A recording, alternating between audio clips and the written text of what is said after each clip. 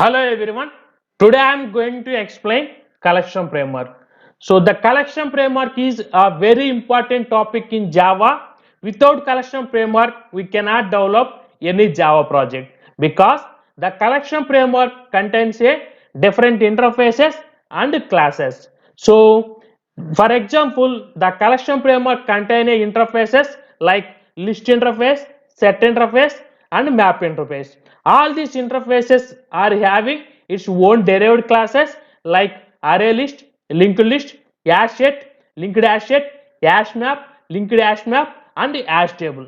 All these interfaces and classes are used to store and manipulate the data. So coming to the introduction to the collection. Generally, we are storing the data in Java in three different ways. Like the first way is through variable. The variable is capable of storing only one value. So, for example, int a equal to 100. So, here we are creating the variable a of type integer. It can store only one value. Suppose if I am trying to store multiple values, it cannot accept to store. So, this is the drawback of variables. That's why we are going for arrays. So the second one is the arrays. The array object store only similar type of elements with a fixed size. So for example, here I am creating int a equal to new int of 10. So here the array object is created of type integer and the size of the array is 10. So that means the integer array store only integer type of elements and it can store only 10 elements. So if you see the graphical representation of array, so this is the graphical representation. So these are all are the elements of array and this is the index of the array. So if you see the index, so in arrays the index is starting from 0. A of 0 can store 10, A of 1 can store 20, A of 2 can store 30, A of 3 store 40 and so on. A of 9 can store 100. So coming to the object. So object can store a specific number of elements. Only the declared elements can store into a array object. But we cannot store beyond the declaration. For example, here I am creating the class customer. In this customer class, I am declaring the two variables. One is the customer number, another one is the customer name. So the customer number is integer type and the customer name is string type. So here I am creating the one test class.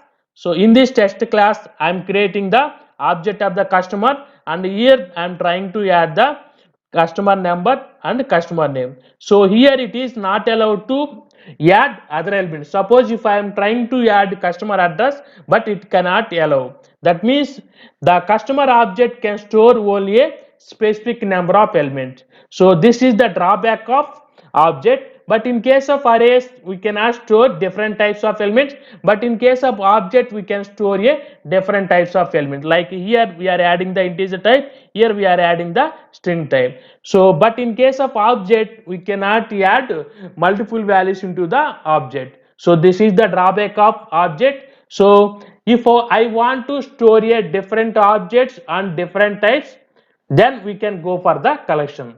Now coming to the collection. So what is collection? Collection means it is a container that represents a group of objects. So if you see here, this is nothing but a container.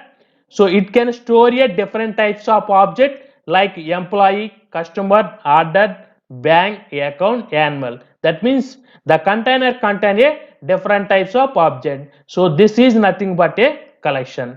Then coming to the collection framework. So collection framework is a unified architecture which is used to store and manipulate a group of objects. It defines a several class and interface to store the data. That means the collection framework is nothing but an architecture which is used to store and manipulate the data. So in collection framework we have a different classes and interfaces like list interface, set interface and map interface, and also we have different classes like array list, linked list, hash set, linked hash set, hash map, hash table and linked hash map. All these are used to store and manipulate the data.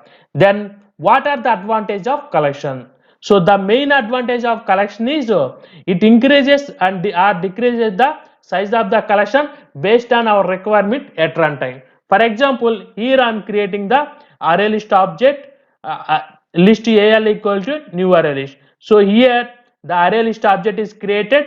The initial capacity of array list is 10. Once it reaches the size of the array list 10, it automatically increases its capacity to half of its original size. That means initially it is having the capacity 10, so it will increase the half of its original, means it is increased to 15. For example, here I am creating the array list object. I am trying to add a different elements into the array list. So here if you observe here, I am adding the 12 element. So whenever adding the 10 element, so the size of the array list is reached, then it automatically increase the size of the array list into 15. So then coming to the another point, basically collection is implemented on data structures. So the ready-made methods are available in for every operation. For example, add, remove, size, sort and clear. But in case of data structure, we don't have a ready-made methods. That means for each and every method we have to implement, and then we can use the every method. But in case of collections, the collections are developed in a based on data structure. That's why we have a ready-made methods. So then we can just use that methods, like we can use add method to add the data into the collection, and we can use the remove method to remove the elements from the collection. We can find out the size of the collection, we can arrange the data in a sorted form, and we can use the clear method to clear the data. So here we have a question called why we go for collection, because already we have a arrays, because the array has some limitation, that's why we are going for collection. So we can see the limitations of arrays here. Array stores only homogeneous elements, but collection stores both homogeneous and heterogeneous element. So for example, if you see here, the here int a equal to new int of 10. So here the array object can store only integer type of elements, so it cannot allow to store different types of elements. So this is the limitation of arrays, that's why we are going for the collection. So here we are creating the array list object, and here we are adding the different types of elements. So here I am adding the integer type, here I am adding the string type, here I am adding the float type. So that means the collection framework allows to store different types of elements, but in case of arrays only it can store a specific type of elements. Then coming to the next point, so array size is fixed in nature. That means once we declare an array size, we cannot increase or decrease the size of the array. But in case of collection, we can increase or decrease the size of the collection based on our requirement. For example, if you see here, I am creating the array object of size 10. So here we can store only 10 element into array list. But if you are trying to add a 11th element into the array list, it is throwing the exception like array index out of bound exception. But if you observe in collection, so here I am creating the array list object. The array list object can store any number of elements. So initially the capacity of array list is 10.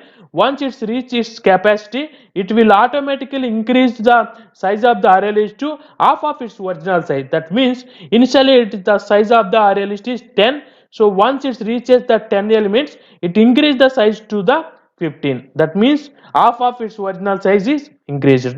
So then coming to the next point, in arrays we don't have a built-in method to perform operation on array object, but in case of collection we have a ready-made method to perform operations on collection object. So that's why we are going for the collection framework. So friends, don't forget to subscribe my channel. Thanks for watching this video.